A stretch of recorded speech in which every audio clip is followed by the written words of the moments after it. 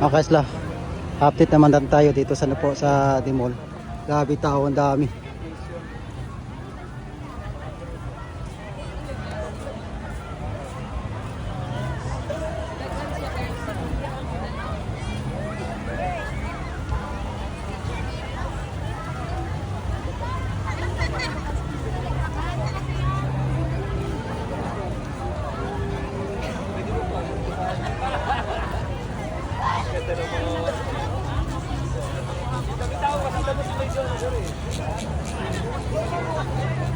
Talagang dagsa yung turista dito sa isla ng Boracay, mga isla, kasi po nakaroon kasi tayo ng magandang sunset, kaya halos na mga turista sa mga hotel lumalabas lahat.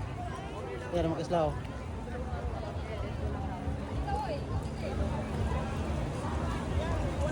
Doon sa sa Station 3, daming tao.